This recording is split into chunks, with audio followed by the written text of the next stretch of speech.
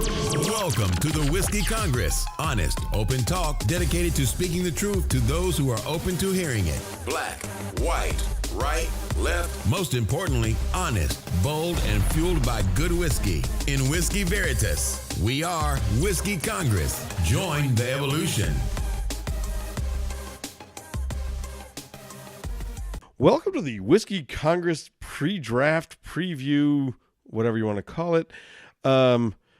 I think it's the Whiskey Congress draft preview is what you're looking for. Is that what I said? What did I say? Pre-draft Whiskey Congress, whatever. You made it. I It was complicated, all right. but it's fine. Anyway, we got it. So I am in lovely Rocky Mount, North Carolina. Steven is back home in Cleveland, Ohio. I am drinking New Belgium Citradelic IPA, a beer that we are both fans of, but there is no whiskey in my side of town. What are you drinking, brother?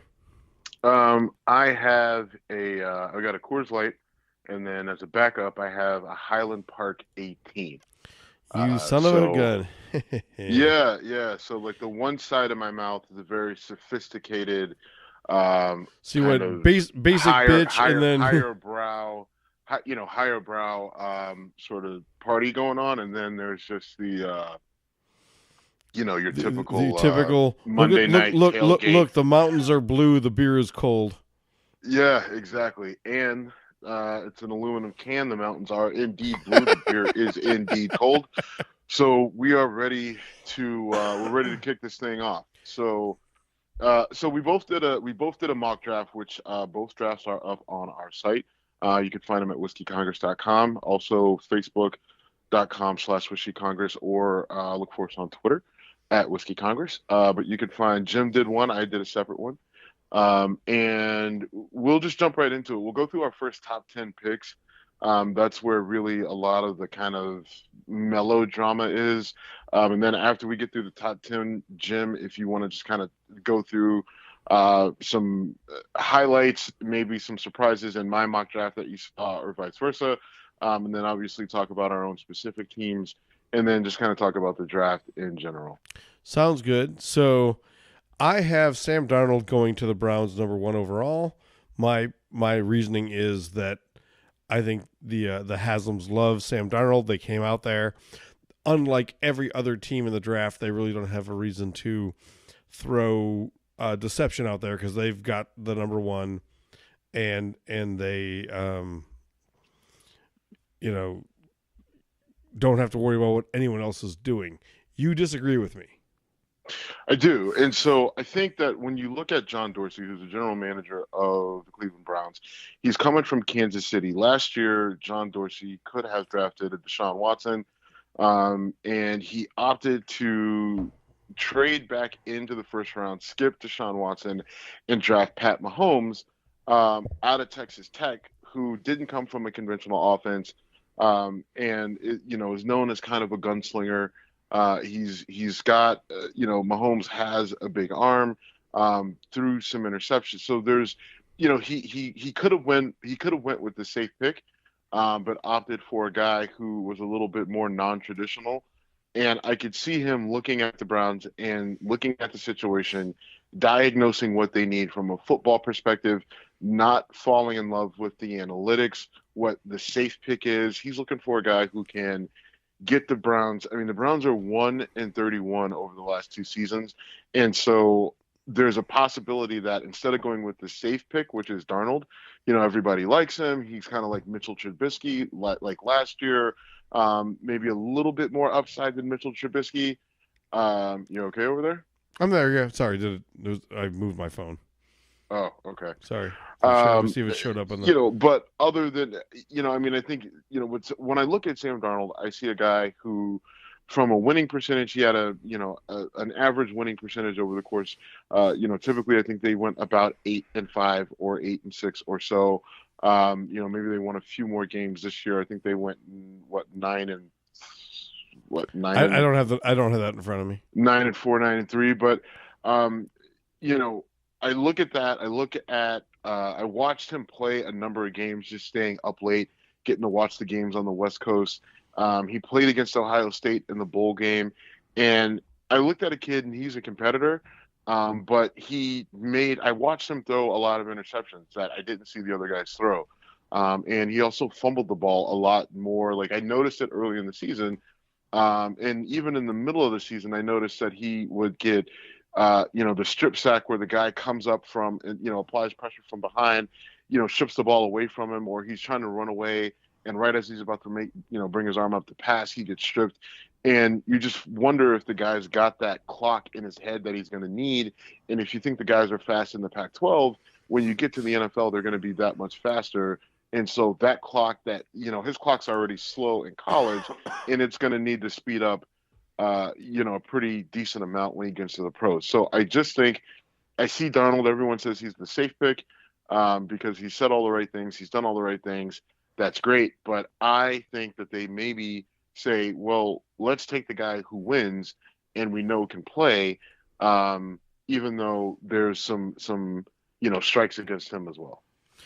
So I hear what you're saying. I don't think the Browns deviate on Darnold. I actually happened to be in my hotel room out here over the last 2 days, and I got to watch some ESPN was playing a lot of Wyoming games to highlight Josh Allen, and a lot of USC games to highlight Sam Darnold. And I watched Sam Darnold against Oregon and against Stanford last night, or today actually at lunchtime, the second part of that. And I see why teams like him. I mean, he does sling it when he slings it. I don't see the Browns going away from Darnold.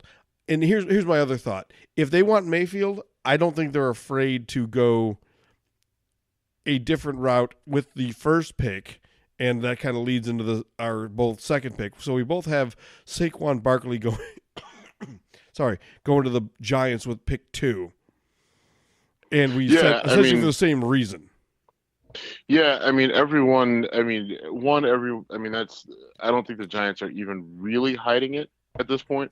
And I think it's obviously that's what they need. Eli's getting older. You had the whole thing where Ben McAdoo benched him, which I'm so glad that guy. I don't have to look at that guy in his fucking I remember New Balance shoes, last show with the pants, hairdo. Oh my gosh, back hair. Yes, like everything about that guy just rubbed me the wrong way. Like you could just tell he was in over his head from like just looking at him. And then the way the team performed, kind of solidified it. But the reality is Eli is on the tail end of his career either way. 37. And so, which is crazy because we're the same age. But Eli's at the tail end of his career. He's and he has always performed at his best when he's had a running game, period. When they had Ron Dane and Tiki Barber, when Brandon Jacobs was there, short bursts with, a few other guys who had, who showed a little potential, but that's always when Eli Manning is at his best, and there's nothing wrong with that. I say, frankly, what quarterback doesn't benefit from having a running game that bails them out? Right. There's some where they just, like Drew Brees rarely has a full complementary running game. Tom Brady has had up and down. Brady, right. So I guess what I'm saying, though, is I think the Giants are looking at it like we, especially after last year, we owe it to Eli to give him what he needs to succeed. Let's get a young, talented, stud running back in here to help with that. We already have Odell Beckham Jr. I think maybe they go for a tight end in the, early, maybe the second round, possibly the third round, because there's some decent depth at the tight end position that may be there for them. And now you look at what they have at receiver already. You bring in an effective running game. You give them a good, safe target at tight end, and all of a sudden, the New York Giants are very competitive again. Going from picking second to possibly one of the teams that could theoretically be contending for the NFC East. So, I agree with you with that part. My only disagreement is if they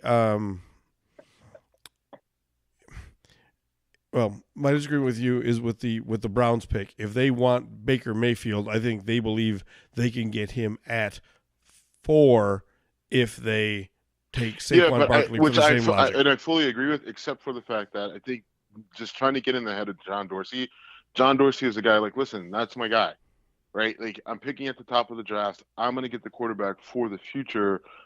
That's the guy that I want. I'm going to go get him now. Period. Okay. You know, right. I mean, I pull the trigger on him now, and that's it, because there's a possibility someone may look at it and say, oh, he's there, and they take, you know, you could theoretically see the Jets take, you could see the Jets take a Baker Mayfield at 3, where some have projected him to go, and he's not there for you at 4. Okay. You know, I mean, yeah. And so there's, you know what I mean? And then it's just like, all right, well, so now what do you do? And I don't, you know, I mean, and again, that's my shot. I'm calling it out there. Here locally on the radio, there's been a lot of buzz about Baker Mayfield. You know, today it's funny. My mock draft came out technically this morning. Obviously, I wrote it last night, but you know, when I was on my way to work this morning, you know, all the buzz on the shows was that there was Adam Schefter reported that the Browns are heavily considering right. I heard Baker that too. Mayfield. It's down to Baker Mayfield and Sam Darnold. So I don't think that I'm necessarily too far off base. Oh, I'm not saying you're and way off base. And I won't be I won't be surprised not one bit if they take Sam Darnold. But I mean, it's a mock, and I think that, you know, trying to get in someone's head and overthink it, I think that I'm overthinking that they go with Baker Mayfield. And you and I have talked about this, I think, a little bit on the show, and definitely a ton off the air, that Baker Mayfield has that, you know, guy who brings it vibe. You know, I was in your living room. Listen. If the kid were 6'3" and a right. quarter, he's number one, no doubt. He's hands down number one. No, it's not even a debate. And right? 2 inches of height shouldn't change that much, but in this world it does. Think it shouldn't, but I mean, and I think that we're starting to see, you know, because a lot of people have been talking about Pete Carroll and why he started Russell Wilson that year over Tavares Jackson, because he looked at it and he said the reason why they drafted him is because they looked at him and said, man, if Russell Wilson were 3 or 4 inches taller, he'd be the number 1 pick in the draft. He'd be a top 10 quarterback. And so they drafted him in the 3rd round or whenever they got him. Yeah, 3rd. And then they are looking at him in camp and they're like, well, he's playing better, but the reason why we're not playing him is because he's not tall enough. And then it's just like, well, if he can do it all in practice and he can do it all in these different scenarios, why can't he do it in a game? And so ultimately that's what, you know, Pete Carroll said, all right, fine, I'm going to put him in a game. I can't believe that 3 inches is going to make a difference. Right, and they had signed Matt Flynn out of Green Bay to a huge contract. You know, that's who it was. It was Matt Flynn. I said Tavares Jackson. Okay, I wasn't trying to one up you. I was wondering if he was on the team as well. Yeah, and I think Tavares Jackson was in that mix, but it was Matt Flynn who was. They paid a ton of money to, who never got on the field. Yeah, they had crowned him the official. They had crowned him the starter, the free agent signing, right? Because they had got him and he had been the backup, and you know they thought they were going to catch lightning in a bottle twice, kind of like an Aaron Rodgers type deal. And come to find out that this kid that they got in the 3rd round for a fraction of the cost was the better player. And ultimately, it ended up being the right decision. They went to 2 Super Bowls. They won 1. Should have won a second 2, yeah. had they taken it hand the ball to Marshawn. Right. Or better yet, fake Russell the handoff and shoulders. roll him out. But anyway. They could. You're right. They had a couple different options there, and they didn't do it. So either way, but that worked out for them. And I think you look at that, you look at the success of a Drew Brees, and you say, do I have to wait to take him just because he's not as tall? Or if that's my guy, do I just take him so that we're not sitting there looking at it saying, man, we could have had him, but we didn't take him because he was 3 inches too short. And now we've got Sam Darnold, who is incredibly boring and very nice, but can only win 8 games a season. And they've got Baker Mayfield. They've gone to the AFC Championship. They've gone to a Super Bowl. And, you know, we're still stagnant. All right. So this is one of the areas where our mocks differ, because I have Baker Mayfield falling to 11 and breaking my heart because he doesn't make it to the Bills. Your mock essentially has Josh Allen falling to 11 and then getting cut off before the Bills. Well, and I think that speaks to a broader thing that the Dolphins are going to take a quarterback over Ryan Tannehill. Now you're jumping over picks A lot, yeah. 4, 5, Through 6, 10, 7, yeah. 8, Is 9, it, all right, 10. what do you want to talk about there? Well, okay. So, what you're saying is that, well, because we have some pretty big differences. So, at 4, we both have the Browns taking, we both have the Jets taking Josh Rosen, right? Right. Right. And I mean, Josh Rosen is a very kind of cerebral guy. There's a, and this is, I do want to talk about this. So there are people who have been downgrading Josh Rosen because they said, well, he's got other interests besides football. His family's very wealthy. His coach said that you have to keep his attention, otherwise he gets bored. Mind you, his coach is Jim Mora Jr., right? Who, by all accounts, is not a very good coach. Well, but right? also, hold on. Jim Mora Jr. didn't say he gets bored. He says that Josh Rosen asks questions. I saw an interview with with Jim Mora Jr. yesterday where he said, I didn't mean that as an insult. I meant to say, excuse me, that he's a guy who will question and challenge things, and that as a younger guy, he doesn't just do the, yes or no sir thing. And according to Jim Mora Jr., he did not mean that as an insult. It was more of a, hey, this kid thinks and he wants to understand. I heard Jim Mora say that you have to keep Josh Rosen's interest. Okay. I heard him say that on an interview on the NFL Network. So, okay, fine. Fine. My whole point is, I'm not this whole idea. Okay, if this is true that NFL coaches are actually downgrading this guy because he asks too many questions, because he's rich, because he's got interest in politics and interest in social justice, and because a lot of people go, oh, maybe this guy should be running for senator, not playing football. If you're downgrading guys because of that, I don't buy it. Because look what Chris Long did. I mean, Chris Long donated his entire salary to charity. This year. Malcolm Jenkins is involved in all sorts of different social justice things off the field. You don't want to use Kaepernick because he's not in the league because of his social justice stuff. But there are other players who have plenty of things going on.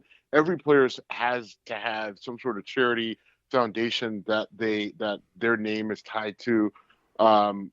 These guys have other interests. The league has a number of different programs to push these guys into something else so that they don't have all these stories of, guys going broke after the league and things like that, and suicide and depression. So I don't buy this whole thing that we're downgrading Josh Rosen because he's already got those things built in. But I do buy it that teams are using it as a smoke screen to try to impact other teams and how they view a guy like a Josh Rosen. And I also don't buy the whole thing, well, he's rich and he doesn't have the blue-collar attitude. Peyton Manning and Eli Manning, their father played professional football. You know what I mean? There's a lot of, you know what I mean? They're both, neither one of those guys had to work a hard day in their life other than just, playing football. And they said the same thing about Peyton Manning, about how charismatic and democratic he was. So I don't buy the thing with Josh Rosen. I think that he's a solid player. He's silky smooth with the ball. And I think that teams are talking shit about him so that someone can maybe jump up and grab him earlier than anticipated. My concern with Josh Rosen is he had 2 concussions last year, and he is smart enough, and his family and he are secure enough to not need the game, to the point where he could take a couple of hits and say, I don't need this, which I would not blame him for a second. Yeah, but I mean, so then your issue is with, so it's an injury concern, right? Which is ugly, but it's real. We're at a point now where a lot of guys are, if they get one too many concussions, or if they take a really hard hit, that's more and more of a concern for a lot of players, especially young players coming into the league who are a little bit more socially conscious and just aware. And in Rosen's case, his dad's like a neurosurgeon. What's that? In Rosen's case, his dad, I think, is a neurosurgeon.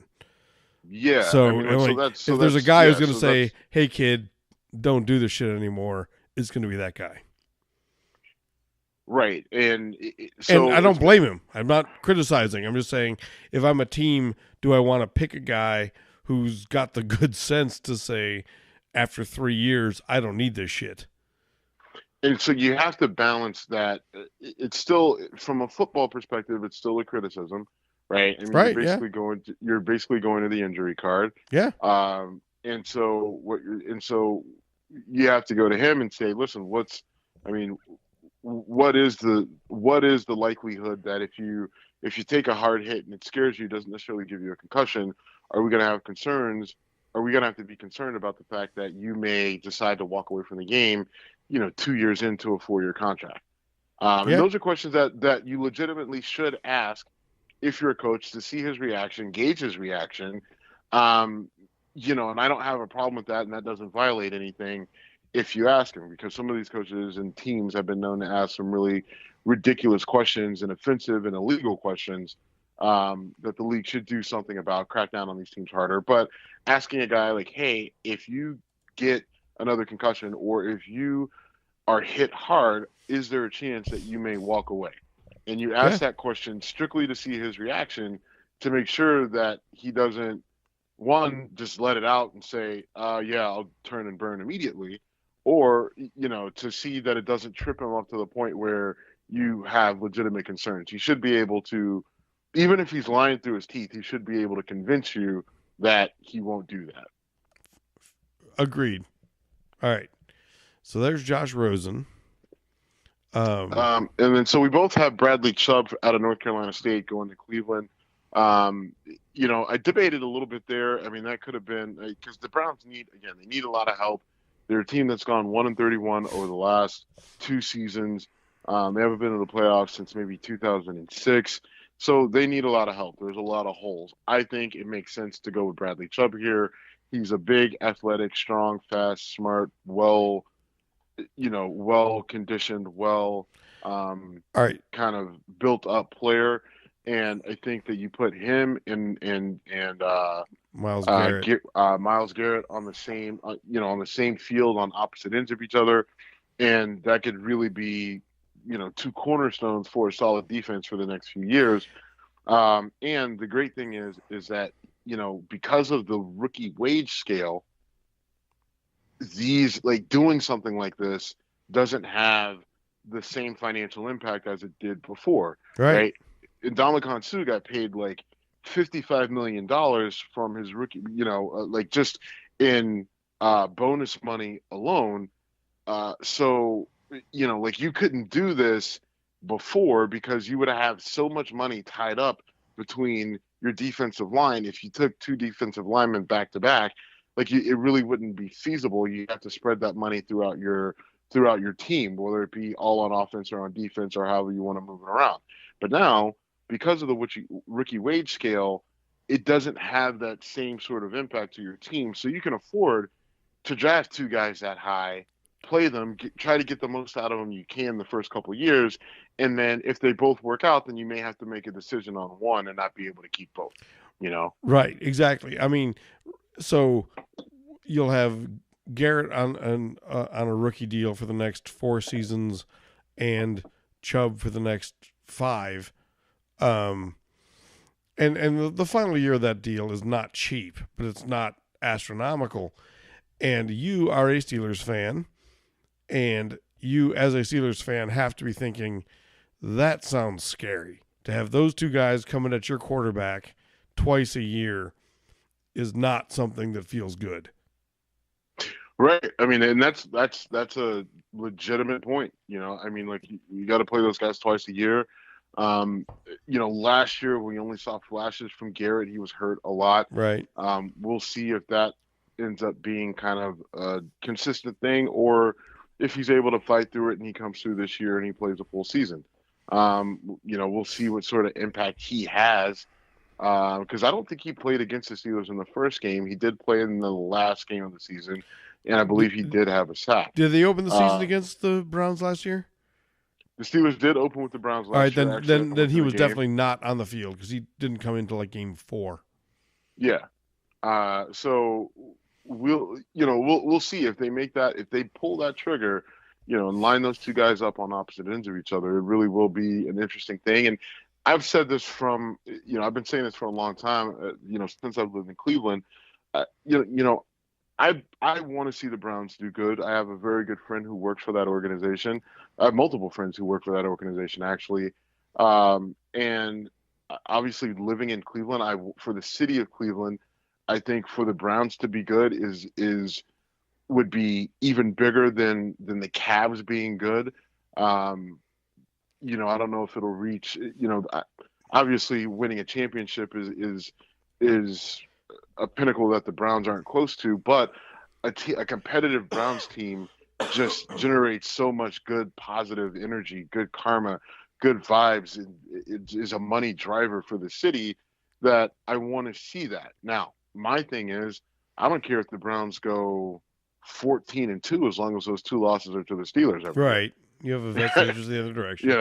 I mean, if and that's just my legitimate feeling. And so, and that's sincere. It will be interesting though to see what the Browns do there. I think that they do go with Chubb. I think that's a safe pick that everybody feels comfortable with. I just disagree on Darnold. And so that moves us to my number 5, which is Denver, picking at number 5. And then I have them taking Sam Darnold because John Elway is picking over there for the Broncos. And I think he looks at it and says, all right, because in my draft, Baker Mayfield and Josh Rosen are off the board. So that leaves him with his kind of, guy who reminds him of himself. Darnold is a bigger guy. He does have some athleticism to him. He's not the runner that John Elway was, which I think is interesting that John Elway usually gets left out of the running quarterbacks thing. But, I mean, John Elway was an absolutely a running quarterback. But I think if Sam Darnold is there, they could pull the trigger on him, and because they have Case Keenum there, they would feel comfortable with him sitting and learning if they can get out of Case Keenum what they got out of him last year in Minnesota. So here's why you kind of said the same thing. I thought just we disagree on the logic, and that is that you're paying Case Keenum $18 million a year for 2 years, $18 million per year for 2 years. You have Paxton Lynch. He's terrible. He's delivered nothing so far, but he was also a John Elway choice. So for John Elway to give up on his golden boy, which logic might dictate, but not a lot of GMs have the self-reflection to deal with that. But last year, that was Paxton Lynch's second year, right? Correct. Okay. Well, I mean, John Elway, I think, like a lot of these guys, he has an ego, but he also knows that he needs someone to produce at that quarterback spot. And I don't think that they see Case Keenum as the future, but they see him as like a longer sort of bridge. And so you bring in a guy like a Sam Darnold, you let Case Keenum play out those 2 years, or maybe you let him play out a year and then see what happens in that second year. And then you go from there, because again, you're getting Sam Darnold at a discount. You're not even getting Sam Darnold at 1. Now you're getting him at 5, and you know what I mean? Like, it's not a huge difference, but it's a big enough difference. But it is a huge difference. You didn't give up extra capital to get him. I don't disagree with your logic. I disagree with your choice, but not your logic.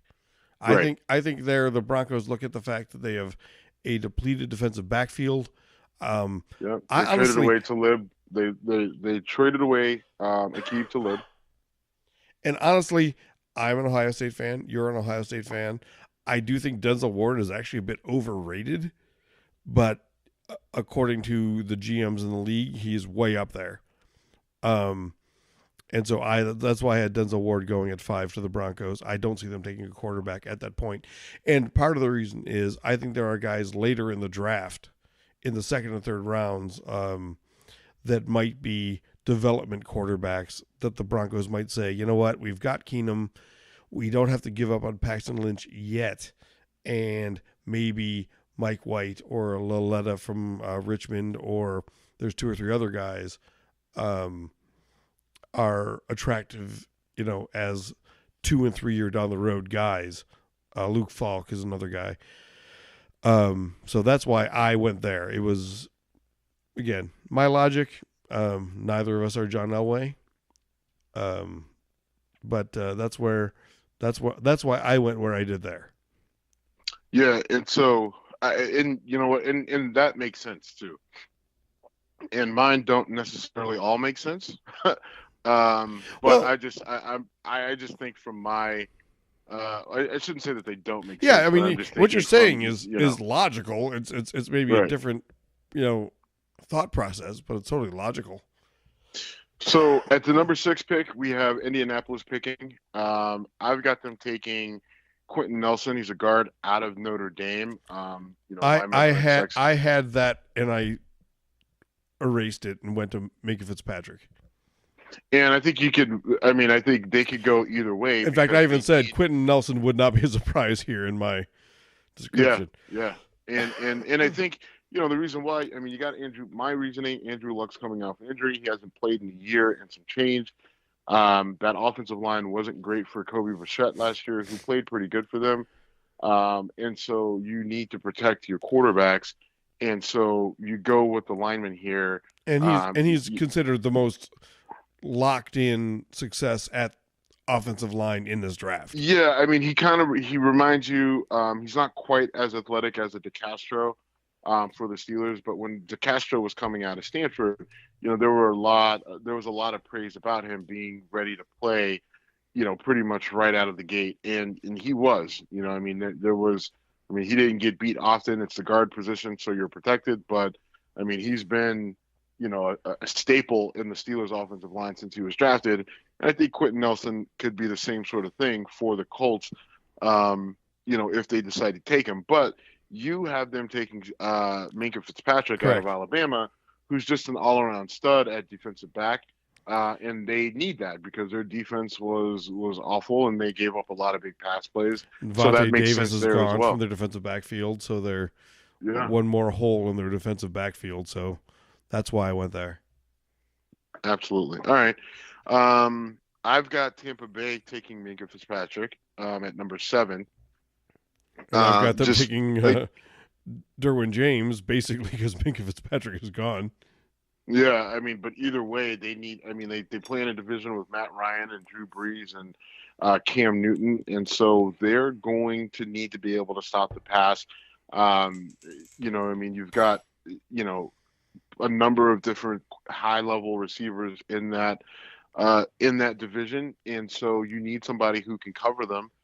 It was an issue for them, and so it makes sense for them to kind of try to fill that hole at that number 7 spot. So, similar position, different player, but, we both are looking at it the same way. Right, same mentality. The Bears, this was a little bit tougher for me to kind of figure out which direction that they were going to go. I went with Roquan Smith here. He's a linebacker out of Georgia. They really haven't gotten that linebacker position solidified since, Urlacher and Briggs, retired. And so I could see them going with a Roquan Smith here, big, strong, athletic guy who, comes out of that Nick Saban defense. Georgia. I'm sorry, who comes out of that he's playing for Kirby Smart, right, who was Nick Saban's D coordinator, for all that time. Right. I just wanted to make sure we didn't get misquoted. Yeah, no, and I'm sorry, I got ahead of myself. But Kirby Smart was a D coordinator for Nick Saban, and then he left to go to Georgia. And so I think you look at a guy like a Roquan Smith, and he could be there to help, shore up that defense, because your defense is going to have to be effective, because their offense was brutal to watch last year with Mitchell Trubisky. He was a rookie, but it was, we'll kind of run the ball. They're not going to throw for more than 100 yards in a game. And if their defense can hold, then they have a chance to lose by 3. Okay. That was their offense last year. It was pretty rough. And so, I kind of chose the opposite. I said protect him on the offensive line and went with Mike McGlinchey from Notre Dame, saying give him a big offensive lineman who's considered to be a solid pick. And I mean, the Bears have, a couple solid running backs. And so, getting someone there who can open up holes for those running backs, that absolutely makes sense. But I was just looking at it thinking, like, man, that defense is going to need – they're going to need all the help that they can get if that offense doesn't get any better. So, we'll see what happens there. But I think you're probably right on track with that. Going to San Francisco, I've got them taking Denzel Ward here at 9. I think that's a good place for him to go. I got that. I was between defensive back and linebacker. Now I chose Roquan Smith for them. So obviously we'll respect that guy's game. Yeah. Yep. And so either way, I think it's defense for the 49ers. They need some help, but where they need help, they've got Pierre Garcon. They could use a little bit more receiver help. They can use some running back help, but they can get that, later on in the draft. Running back, Saquon Barkley was really the only guy that you probably had to take in the top 10. And the rest of the guys you'll be able to get probably, late in the first round, early in the second round. So San Francisco theoretically could try to trade back up into the first round if they wanted someone, or just wait and see who's around early in the second round when they're drafting. So oddly, we both have Tremaine Edmonds going to Oakland at 10. That is interesting. And so I think we had sort of the same idea, and then you put someone. I mean, Tremaine Edmonds is 19 years old, and he is a physical monster. Mm-hmm. And you've got Khalil Mack, who I love because he came out of the University of Buffalo, and I'm, Mr. Buffalo. And Khalil Mack is a superstar, but he's gonna, command a huge contract, and Oakland and he are a bit at odds.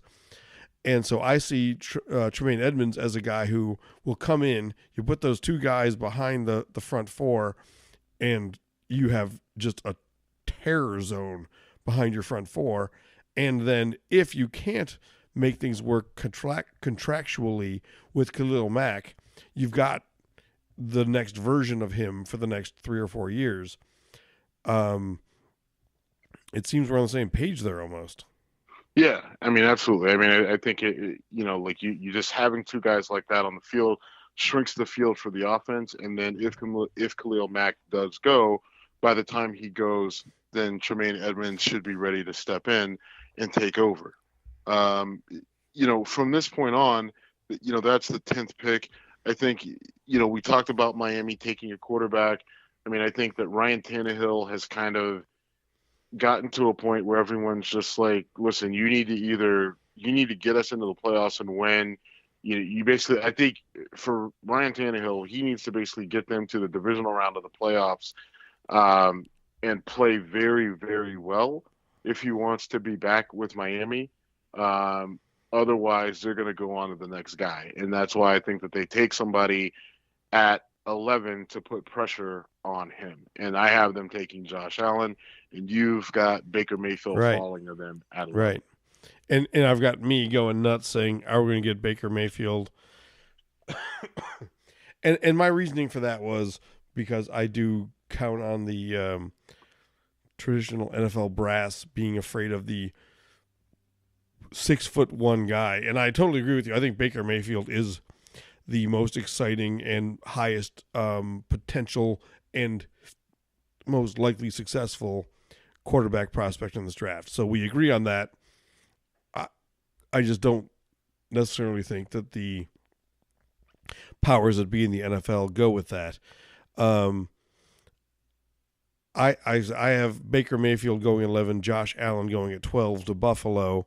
I don't love Josh Allen at 12. Well, I don't love Josh Allen as a quarterback of the future for any team, but I really don't love, now I'm switching to Buffalo mode, don't love the idea of Buffalo trading up to get him, which is getting projected all over sports media and you and I had this conversation the other day, and I was about to lose my mind, and I know you hate it when I fly off the handle because it's not entertaining to you at all. But all right, so that's my take. If Josh Allen falls to 12, I don't see the Bills passing on him. Honestly, if that does happen, I would rather see Mason Rudolph or Lamar Jackson as the Bills pick at 12. I don't think that'll happen, but that's what I would rather see in that order. I love Mason Rudolph. I know that they say his offense might have been a limited, scheme-based offense, but he threw for 47 touchdowns in a season. Talk about Big 12 all you want. 47 touchdowns in 1 year. And I like Lamar Jackson a lot too, and I think in the short term, Lamar Jackson could be the more successful guy, just because you can't deny his ability to make stuff happen when things break down. I mean, he is. Well, I mean, and you put Lamar Jackson with LaShawn McCoy, and I mean, just think of the pass run. Think of the pass run option with those two guys. Exactly. I mean, and again, and what's interesting is that when you think about the offense that Lamar Jackson played in, he played in Rick Pitino's offense. It's a true pro style. You said Rick Pitino. Oh, I'm sorry, Bobby Petrino. Thank you. Sorry. One of those Italians. Yeah, I mean, one of those Italian that coaches at Louisville. So I'm not trying to be a dick. I just had to make sure that got right. Yeah, no, that's my bad. But I mean, Bobby Petrino's offense is a legit pro style offense. I mean, the guy, everything about his coaching comes from the NFL. Lamar Jackson didn't play in a spread. He played in a pro style offense, and a lot of the complaint from a lot of the scouts and a lot of people watching were saying that Bobby Petrino probably should have given him a few more easier reads, should have gave him some more, screens and shorter passes, closer to the line of scrimmage, instead of having to go downfield and read, three or four different reads. Right. But he didn't, and that's the offense that he played in, and the kid got better each year that he played. So I think that there's a lot more upside to Lamar Jackson than some people want to give him. They talk about his running, but Lamar Jackson, he's the type of guy who runs, who's looking to pass, but he can also, at that college level, he could just outrun everybody else or jump over them or whatever. And so that just was an added dynamic to his game that you'd be silly to take away. And so I think that whoever drafts him, and whoever drafts any of these guys, I should say, like, these coaches have got to get out of this frame of mind that it's their system that is successful. It's their genius that makes everything go, and start to design these offenses around these guys, right? Like your West Coast offense, the offense that you came up with and designed 20 years ago when you were at Pacific Northwest State. Yeah, it's great on paper, but the reality is you got to start to coach your guy and design around the skills that your guy has. So whether it's Hugh Jackson or it's Frank Reich, coaching Carson Wentz. I think Carson Wentz's success was in large part because they said, Frank okay, Reich and Doug Peterson, those guys both know that, like, listen, you got to go with what your guy can do if you want to win. You can't force a square peg into a round hole. Or if you're the former offensive coordinator of the Bills, Rick Dennison, you can try, and you and your quarterback are both in a different place next year. Well, yeah. I think that's a criticism of Rick Dennison, but I mean, I'll be curious to see what Tyrod does with Cleveland this year. It won't surprise me at all if the Browns draft a guy who they say we're going to give you a year to learn or time to learn, and if Tyrod goes out there and succeeds because he's never had Jarvis Landry, Josh Gordon, and Carlos Hyde, or potentially Saquon Barkley, talent around him. Right. And remember, there's something, and I don't know why I thought about this, but Terrell Pryor is still sitting out there unsigned. Now, I had also forgotten that. And now Terrell Pryor is sitting out there unsigned. He got hurt at the end of last year. He took that 1 year deal with the Redskins, betting on him and Kirk Cousins having a big year, right. and it didn't work out that way. Him and Kirk Cousins were never on the same page, other than like maybe one preseason game. And so you can sign a guy like Terrell Pryor. Like, I mean, think about that, having Jarvis Landry, Terrell Pryor, Njoku, and Josh Gordon all, somehow on the same field, or You as left out all as Saquon Barkley, possibly. what's that? You didn't even say Saquon Barkley and Carlos Hyde. Right. I mean, yeah. I mean, I'm just saying, like, you can. I mean, but That's a lot of Pryor's another weapons. piece. That's a lot of weapons. Right. I mean, he's a big target that you could have there. And then if you've got Josh Gordon on one side, you've got Jarvis Landry in the slot, you've got Terrell Pryor at the other side, or you've got Njoku or whatever. I mean, like there's so many it different sounds things terrifying, doesn't it? you would be able to do. And then you have a guy like Carlos Hyde or a Duke Johnson, who people forget about, who could gouge you. So I mean, the team has potential, and you're right. Tyrod Taylor has never had anything like that, and so putting him in that position where he's got a relatively sure-handed Josh Gordon, he's got a absolutely sure-handed Jarvis Landry, he's got Njoku, who's not as sure-handed, but is a pretty high-level target, and they could have a pretty decent running game. You could see Tyrod Taylor really excel all of a sudden, and then really put the Browns in a quandary, because what if he does take the Browns to the playoffs next year? Oh, I have proof that you can get to the playoffs with Tyrod Taylor and then move on. Well, yeah, I mean, but last year, I mean, the Bills were what, 9-7 yeah. or 10-6, and then 9-7. Yeah. they got it. They were 9-7. They got in kind of on a thing, and you got your whole thing with Tyrod. But what I'm saying is that if we see Tyrod, no, I was being snarky, but look, yeah, I like Tyrod, and I'm punting on your snarkiness and just saying, listen, if the Browns were to somehow go, 10-6, 11-5, Tyrod Taylor 8-8.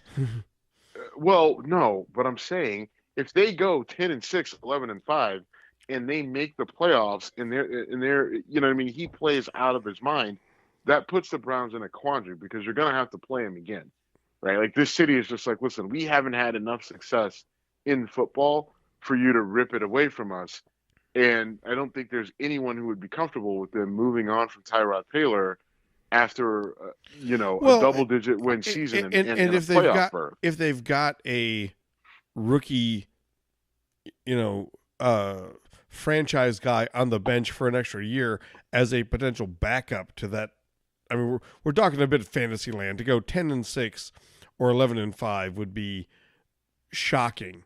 But if that happens, you're right. They can't move away from Tyrod, and they can sit back and say, I don't think it's. I mean, it seems way out of the realm of possibility, but I just don't think it's actually that far out there.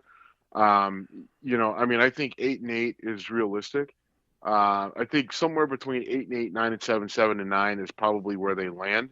But listen, you get a couple balls to bounce your way, you get a little bit of momentum at some point in time later, early in the season, whatever. There's no. I mean, listen, the Browns won 10 games with Derek Anderson. Yeah, and more importantly, last year their quarterback turned the ball over 28 times. Right. Tyrod Taylor, in his 3 years as a Bills quarterback, turned it over 18. So they played a lot of close games, and I was ready for the Bills to move on from Tyrod. You and I have had this discussion many times, but that was because of his ceiling, not his flaws. The overall Browns team is probably going to be substantially better than anything Tyrod had to deal with the Bills, probably on both sides of the ball. I mean, regardless of what you say about their coaching situation, they're going to have 3 years of stockpiled early draft talent. And Tyrod will have offensive skill talent around him that he's never seen before. The retirement of Joe Thomas, to me, kind of sucks because it would have been nice if he had one more year to stick around for a team that might have actually been good. But I respect his decision to hang up the Spurs. Having said that, it could be a really interesting year. I mean, I have a bet with my friend Ben about the Browns winning 6 or more, and I get a bottle of whiskey out of it. So I'm betting on Tyrod and me getting whiskey. Yeah, I pretty much make all the bets for whiskey anymore. I understood. We're not betting dinners and political stuff. All right, man. We're almost at 50 minutes, and I want to get to your team and mine. Okay. So you talked about you taking the Bills taking Josh Allen. If he falls that far, yes. And again, I'd prefer Mason Rudolph or Lamar Jackson, but if Josh Allen falls to 12, the Bills go there. And now let's do the fun part for you. You've heard me do a draft night meltdown twice. If the Bills trade a ton of stuff to get Josh Allen at anywhere between 6 and 2 in the draft, I will lose my fucking mind. And I will save some kind of rant for the podcast for entertainment / posterity's sake. Anyway, I will lose my mind. Stay at my hope is the Bills stay at 12, draft the quarterback that they believe is the best choice there, whether it's Josh Allen, whether it's Mason Rudolph, whether it's Lamar Jackson. I think one of those three will definitely be around at 12. And to give up, I've seen projections with them giving up 4 or 5 picks, including 2 firsts, a second this year, and a first next year to get Josh Rosen, and I will go fucking crazy if that happens. I turn the floor over to you, sir. So we'll see. You're hoping for that, aren't you? No, I mean we'll see. I don't know. I mean I think I'm not. I don't know. I mean I guess it'll be interesting to see the direction that they go. I mean I really don't have a dog in this particular fight. So I mean I hope for your sake your team drafts the best player, but if they don't and you go nuclear, then I mean there's that. Oh, I see through you, my friend. I had the Bills taking. I didn't realize that you were telling me before. We stocked up a defensive tackle over the offseason, yes. Can you just stop cutting me off, bro? Like, Jesus Christ, let me finish a goddamn sentence. You were talking and you mentioned how they had signed a defensive tackle from Carolina. I not realizing that I had them taking VA out of Washington, who's a big run stuffing athletic, Dean lineman who would fill that role. So that's who I have them taking, and I'd have to redo my whole draft order to figure out where he might end up now since they still have him. But I still actually don't think that would be a terrible spot for him because whoever they got, I mean, he didn't pop up on my radar. So I'm sure he's swell, but I don't know. Interestingly, I have him falling one spot to the 13 at Washington. So I respect his talent. Just I don't think the Bills and then I also have, and I have, the Redskins taking Daron Payne out of Alabama, who's another big D tackle. So I mean, I think we're on the same page there. And then you jump down to who I have the Steelers take. I have the Steelers taking Leighton Vander Esch out of Boise State, just fast, speedy linebacker who, the Steelers have to be looking at the reality that Ryan Shazier is definitely not going to be back next year. And you hope for his sake that he's able to come back. But as an organization and as a team and as a business, you have to look at the reality that Ryan Shazier probably will not play football again. And you just have to kind of deal with that, and you're going to have to deal with it through the draft, as the Steelers don't do a lot in free agency, as their salary cap has been a nightmare for the last 5 years. So, you know, Van Der Esch is fast. He's smart. He does overrun some plays, but again, that's kind of the same problem that we had with Shazier early on. But eventually, he kind of learned how to control that some and became a really forceful player in that Steeler 3-4 defense. So I could see Van Der Esch, like the way I've kind of got this draft falling, and the way I've seen it falling, I see Van Der Esch kind of lasting to that point.